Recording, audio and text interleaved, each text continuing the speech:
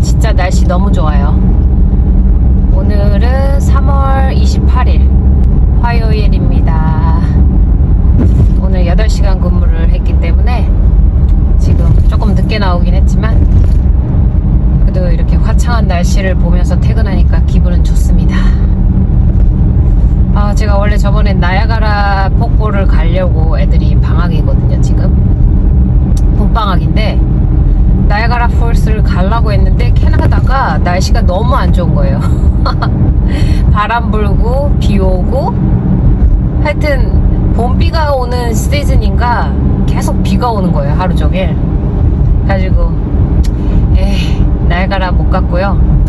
대신에 그 모네 미술전이 이렇게 3D로 뭐 좀 이렇게 스크린을 통해서 이제 그림을 보여주는데 친구하고 같이 그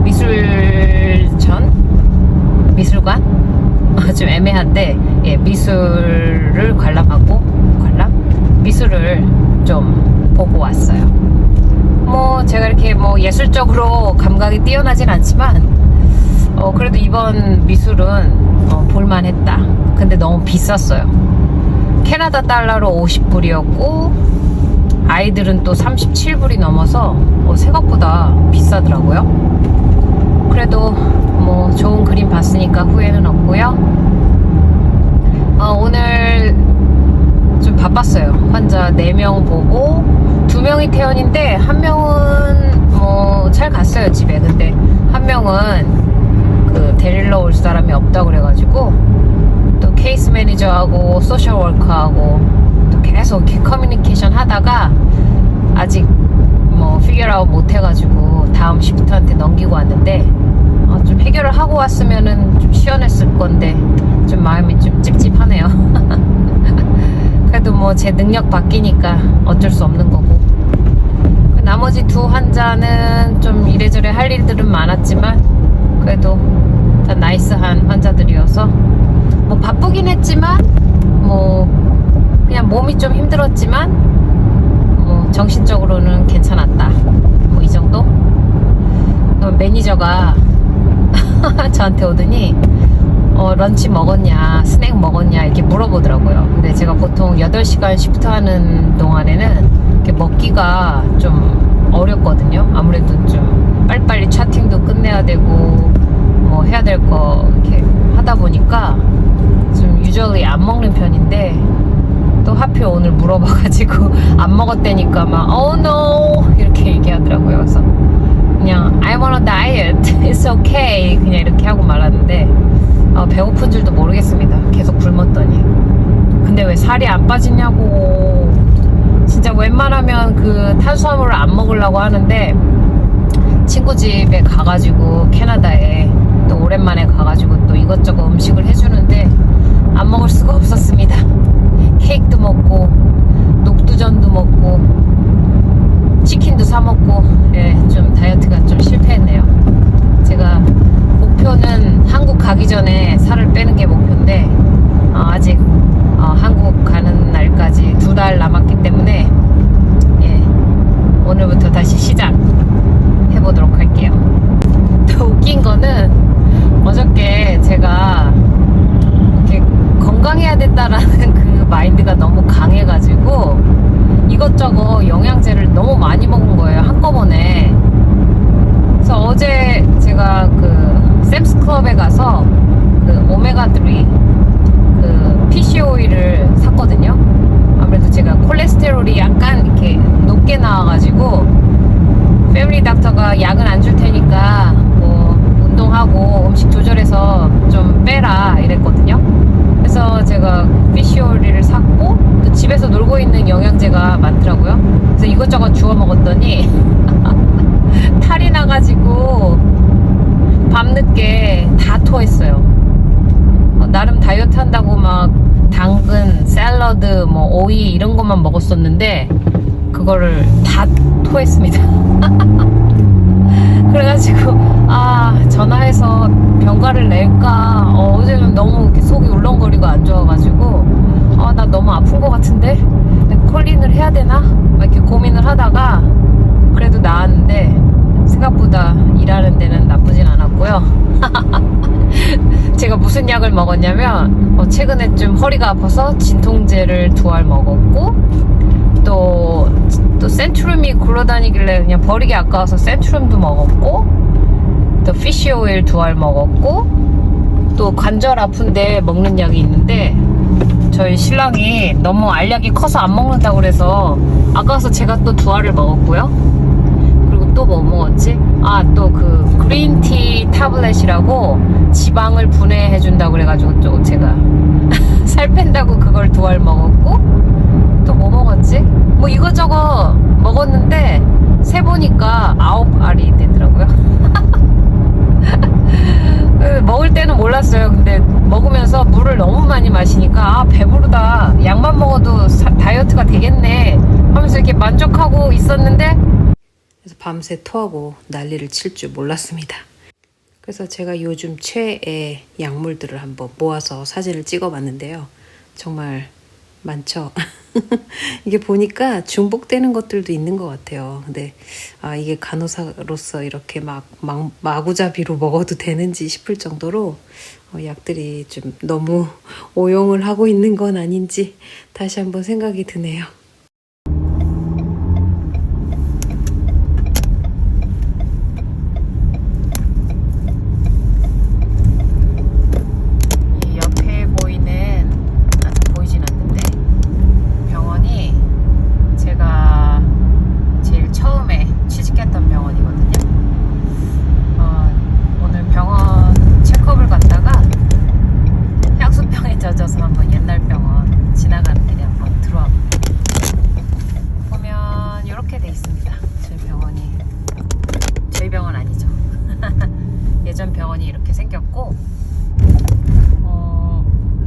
아담하지만 안에는 되게 커요.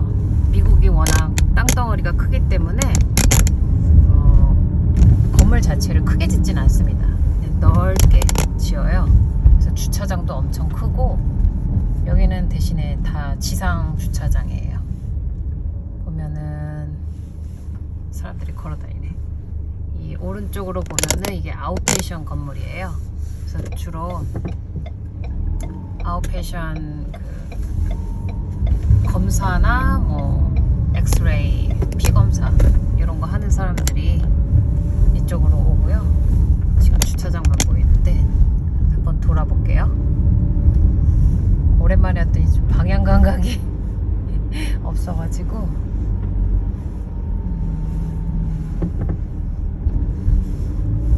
이렇게 가면 원래 메인 그 입구는 저쪽 뒤인데 지금 지나왔어요.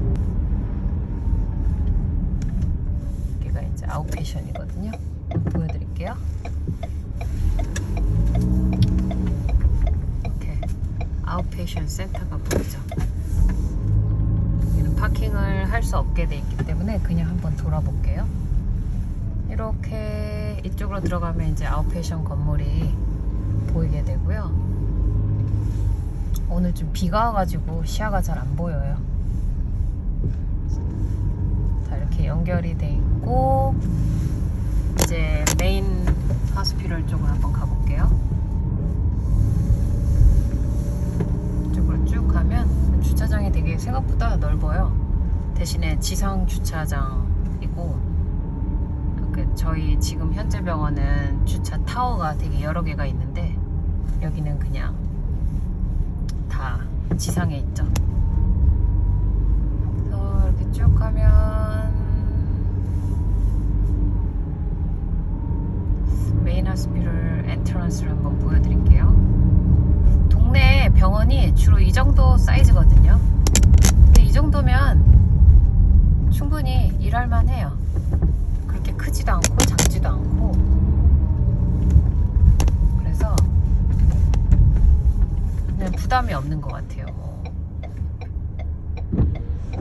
크로닉 환자만 오다 보니까 이렇게 보면 이제 제 병원이 예전 병원이 이렇게 나오고요.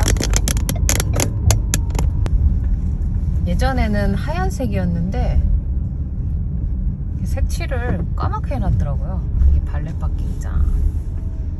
저는 그냥 돌아갑니다. 피자 시켰나 보네요.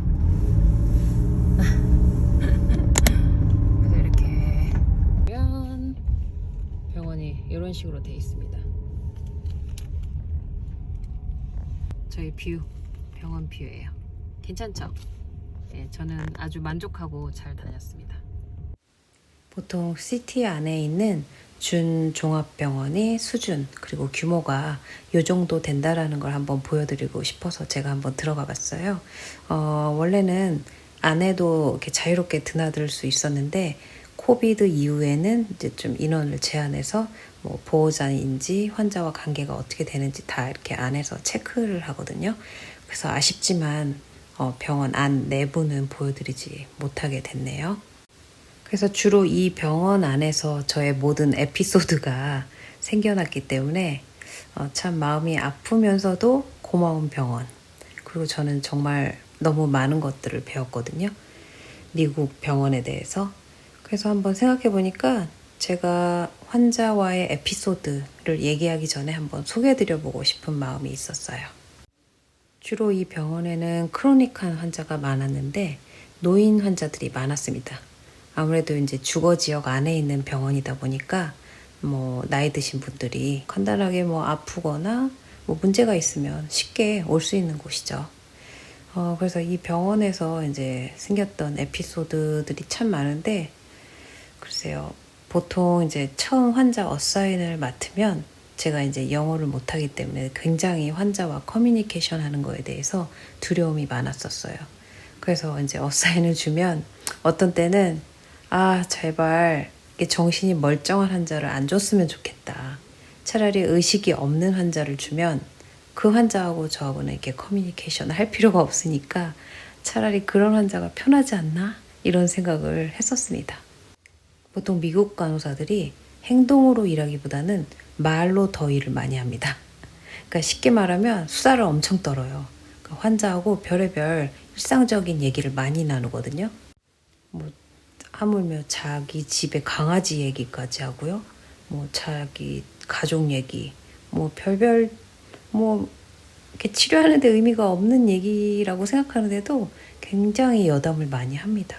근데 이제 저 같은 경우에는 미국에 와가지고 공통된 화제거리가 없다 보니까 사실 뭐 이렇게 같이 쉐어할 만한 얘기가 없는 거죠. 그래서 저는 묵묵히 약만 주고 바이탈만 측정하고 일만 했었던 기억이 납니다. 그래서 이제 나이가 많고 의식이 없는 환자인 경우에는 차라리 제가 환자 보기에는 편한 거죠. 물론 이제 정성을 다해서 저도 나름 노력을 해서 했는데 그래도 이제 환자하고 뭐 이렇게 대화할 필요가 없다 보니까 잠만 자고 하니까 뭐 좀 힘은 덜 들었죠. 근데 또 노인분들 중에서도 의식이 있는데 컨퓨즈 해가지고 막 횡설수설하는 그런 노인분들이 굉장히 많습니다. 그럼 이제 그거를 다 말을 상대해줘야 되고 이렇게 응대하는 과정에서 너무 이제 아웃 오브 컨트롤. 제가 어떻게 손을 대기가 어렵더라고요. 그런 경우는 또 반대로 또 저도 굉장히 곤란스러운 일들이 참 많았던 기억이 납니다. 노인이다 보니까 낙상도 굉장히 많이 하고요. 이런 낙상 사고가 발생하게 되면 그 매니저, 슈퍼바이저한테 다 보고를 해야 되고 또 이렇게 노티하는 그 리포트를 써야 되기 때문에 굉장히 골치가 아픕니다. 근데 이제 제가 첫 환자를 봤을 때 할아버지가 낙상을 했는데 의자에서 넘어지셨어요. 근데 쾅 넘어진 건 아닌데 이렇게 미끄러지듯이 넘어졌는데 어쨌거나 엉덩방아를 쪘으니까 그게 이제 낙상이라고 하는 거죠. 근데 이제 그날이 너무 바쁜 날이었고 제가 독립한 지 얼마 안 된 날이었는데 할아버지가 낙상해서 난리를 치고 또 정신을 빼다 보니까 정말 매니저한테 얘기를 하는데 눈물이 핑 돌더라고요. 그래서 제가 낙상에 굉장히 예민해가지고 그 낙상 안 하게 하려고 진짜 병실 라운딩을 엄청 자주 돌았고요. 그리고 할아버지 할머니들한테 계속 워닝을 많이 줬어요. 그래서 막 어떤 간호사가 우스갯소리로 저한테 너 혹시 애기들 있니? 애기들이 나이가 몇 살이니? 이렇게 물어보는 거예요. 그래서 그 당시에는 제 딸들이 4살, 5살, 6살 요 정도 됐었으니까 지금 어려 몇 살이야? 그랬더니 그제서야 웃으면서 네 말투가 애기들한테 하는 말투라고 뭐 하지 마, 일어서지 마, 앉아있어, 거기 있어 뭐 하지마 뭐 이런 얘기만 한다면서 우스갯소리로 얘기를 하는데 참 제가 그랬나 싶더라고요. 또 어떤 아줌마 환자가 하나 생각이 나요.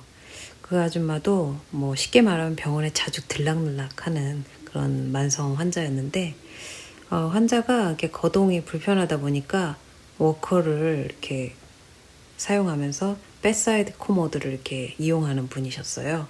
근데 되게 예민하고 그 요구하는 사항이 굉장히 많으신 거예요. 뭐 일어서면서도 계속 요구사항을 말하는 거죠. 오른쪽으로 움직여줘, 왼쪽으로 뭘 갖다 줘, 뭘 어떻게 잡아줘, 뭐 그러는데 사실은 제가 잘 못 알아들었더니 환자가 you're not listening, you're not listening me 이러는 거예요. 또 어떤 환자는 저하고 말이 안 통하니까 다른 간호사 데려오라고 요구한 사람도 있었어요. 막 화를 내면서 근데 이제 저도 이제 환자를 응대하는 스킬이 좀 부족했던 거죠. 근데 매번 제가 다른 사람한테 도움을 요청하면 그건 저한테 핸디캡이 될 수 있을 것 같아서 내가 네 간호사니까 그냥 나한테 말하면 안 되니? 제가 부탁을 한 적도 있었습니다. 그 밖에도 뭐 여러 가지 에피소드는 있어요.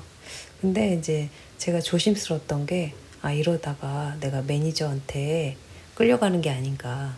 너 영어 때문에 일하기가 힘들다. 누가 이렇게 이럴까 봐 되게 걱정을 많이 했는데 다행히 이 병원을 퇴사하기까지는 뭐 영어와 관련된 그런 이슈는 없었어요.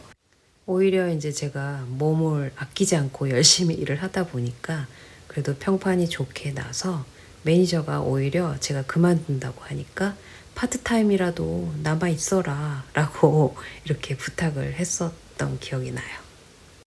또 이렇게 한 1년 11개월 정도를 이 병원에서 경력을 쌓고 경험을 하면서 저도 나름 깡이 생기고 일도 많이 배웠고 환자를 다루는 법도 배우면서 영어가 사실은 조금 늘었던 것 같아요. 그래서 덕분에 이제 다른 병원으로 이직을 할 수 있는 그런 용기가 생겼던 것 같고요. 근데 또 사실 지금 5년이 넘게 일을 하고 있지만 제가 영어가 또 100%는 아닙니다. 제가 엊그제 이제 환자를 보면서 환자한테 혼쭐이 났습니다. 환자가 그 장기 입원해 있는 분이셨어요. 그 윗불 서저리를 했는데 자꾸 이렇게 컴플리케이션이 돼가지고 ICU도 갔다가 다시 병동으로 왔다가 또 RRT를 콜하고 왔다 갔다 하면서 이제 2달 동안 장기 입원을 하신 분이었는데 그렇다 보니까 이제 병원의 모든 루틴을 알고 대부분의 간호사의 성향까지 파악하고 계신 분이었거든요. 근데 이제 이날은 제가 2번째로 보는 날인데 잘 기억이 안 나서 거의 첫 번째 보는 거나 마찬가지예요. 근데 환자가 굉장히 예민하고 되게 퍼티큘러하고 다루기 힘든 분이다 라고 인계는 받았는데 이제 아무래도 이렇게 코주를 갖고 있기 때문에 이제 아침에 정규 약을 투여하는 과정에서 제가 이제 이렇게 그라인드를 해가지고 튜브를 통해서 약을 넣어주잖아요. 보통 피딩하는 분들. 이제 당연히 그렇게 하겠거니 하고 모든 약을 다 그라인드를 해서 준비를 완료를 했습니다. 저도 전혀 의심을 안 한 게 이미 그 환자 방에 있는 컴퓨터 안에 그 약을 주는 시린지하고 컨테이너하고 그라인더랑 다 이렇게 돼 있었어요, 준비가. 그래서 당연히 이 사람은 뭐 약을 갈아서 줘야 되겠구나 해서 또 그날에 간호 학생이 또 이제 실습을 한다고 저를 따라다녔는데 나름 또 이렇게 하는 거고 이렇게 하는 거야 라고 이렇게 교육을 하는 과정에서 약을 이제 튜브로 밀어 넣으려고 하는데 환자가 갑자기 화를 내는 거예요. 이제 요는 자기 삼킬 수 있는데 왜 약을 갈아서 지금 콧줄로 약을 넣고 있냐 이제 그러면서 화를 낸 거죠. 근데 저도 인계할 때 그 전 간호사한테 물어보질 않았고 그냥 의심을 안 했어요. 그냥 원래 식대로 주던 대로 이렇게 주는데 제 잘못이죠. 환자한테 너 콧줄이 있지만 삼킬 수 있는지 여부를 확인을 했었어야 되는데 사실은 이제 환자를 너무 화나게 만든 거죠. 이제 약을 아무래도 갈아서 주게 되면은 그 약 냄새가 환자가 더 이렇게 역하게 느껴진다고 해요. 근데 이제 그 부분에 대해서 제가 판단 미스를 한 거죠. 근데 이제 제가 말을 클리어하게 잘 못 알아들었어요. 환자가 아무래도 좀 이렇게 나이도 많으시고 그래서 그랬더니 환자가 Why? You give me medication through the tube 라고 말하면서 엄청 화를 내는 거예요. 그래서 이제 얼굴이 화끈 달아오르면서 학생 간호사 앞에서 너무 면이 안 서는 거죠. 그래서 내가 그럼 미안하다고 그럼 약을 다시 알약으로 꺼내와서 다시 줄게. 화내지 마. 이렇게 말했더니 환자가 never, 다음부터는 never 그렇게 주지 말라면서 화를 내는데 순간 너무 쫄았습니다. 그래서 콜벨도 엄청 많이 누르시고 또 뭘 하나 시키면은 이렇게 되게 특이한 분이셔서 첫 번째는 이렇게 하고 그 다음 넥스트 스텝은 이걸 이렇게 해줘야 되고 그 다음은 이렇게 하고 내가 조금 있으면 이렇게 할 것이다 라고 이렇게 디렉션을 계속 주시는 분이었어요. 그래서 참 이렇게 케어하기가 힘드시네. 근데 뭐 이제 제가 뭐 어떻게 욕을 할 수 있는 부분은 아니니까 나중에 그 12시간을 정말 이 환자하고 좀 이렇게 일을 하면서 굉장히 힘들었던 기억이 납니다. 나중에 퇴근 10분 전에 이제 환자한테 인사를 했어요. 나 이제 곧 시프트 끝나서 집에 가게 됐다. 테이크케어 잘하고 좋은 밤 보내 이랬더니 그제서야 약간 웃어주시면서 It's been a long day 그러면서 고맙다고 이렇게 말씀을 하시더라고요. 사실은 제가 6년째 미국 간호사로 일을 하고 있는 이 시점에서도 아직도 영어로 일하는 거는 힘듭니다. 제가 모국어가 아니기 때문에 그래도 많이 늘긴 했어요. 제가 처음에는 정말 들리지 않아서 기머거리로 벙어리로 이랬던 그 옛날 흑역사에 비하면 지금은 그래도 뭐 전화가 오면 응대할 수도 있고 뭐 가끔 이제 보호자가 전화해서 환자 컨디션이 어쩌냐 뭐 이렇게 물어보면 그거에 대해서 응대할 수도 있고 또 많이 나아졌다고 생각은 해요. 근데 좀 이렇게 까다로운 환자를 다루는 데 있어서는 사실은 제가 그 말발을 당해내지 못하니까 아직도 어려운 점이 있긴 있습니다. 계속해서 영어에 대해서 제 생각을 말씀드려보면 물론 다른 사람들은 또 다른 생각을 가지고 계실 수도 있어요. 근데 뭐 아무리 IELTS나 TOEFL을 좋은 점수를 맞고 ready to work 한 상태가 됐다고 해도 병원에서 실제로 부딪히는 그런 현실은 좀 다르거든요. 그래서 사실은 공부를 하고 준비하면서 뭐 어느 정도 이렇게 내 자신이 영어에 대해서 자신감을 갖고 시작하는 거는 좋아요. 근데 저처럼 그렇지 않은 경우라면은 너무 겁부터 먹고 아직은 준비가 안 됐어 라고 이렇게 너무 영어에 올인하지 마시고 어떻게든 기회를 잡아서 일할 수 있는 환경을 갖게 되신다라면 또 시간이 그 부분을 메꿔주기도 합니다. 뭐 정답은 없습니다. 다 사람마다 스타일이 다르기 때문에 근데 제 생각은 그래요. 계속해서 말씀드리지만 영어 너무 부담 가지시지 마시고 처음부터 나이트 시프트부터 천천히 일을 시작해 나가신다라면 환경에 노출되는 것만큼 제 스스로가 이렇게 성장하게 되는 거를 1년, 2년, 3년이 지나가면서 체험을 하시게 될 거라고 정말 생각해요. 아직도 힘들어요. 그래서 제가 처음 1, 2년 동안은 굉장히 속으로 많이 울면서 일했고 굉장히 그 머리에서 쥐가 날 정도로 정말 실수를 하면서 굉장히 수치스러움도 많이 당했고 정말 숨고 싶은 날도 많았고요. 말씀드렸던 것처럼 최근에 환자한테 혼쭐이 났잖아요. 정말 숨고 싶고 너무 학생 간호사 보기에 쪽팔렸는데 정말 이런 경우도 아직도 비일비재합니다. 그래도 이제 한국에서 경력을 갖고 미국으로 오시는 분들의 경우에는 그래도 이렇게 널싱 스킬이 좋고 또 이렇게 되게 근면하고 성실하시잖아요. 그런 것들이 이런 부족한 영어 부분에 있어서는 많이 커버가 될 거라고 생각해요. 또 여러 유튜브를 하시는 선생님들이 많은 정보를 쉐어하고 공유해 주시잖아요. 그런 거 보면서 많이 배우시고 자신감을 얻으셔서 하루빨리 간호 현장에서 만나 뵙기를 정말 응원합니다.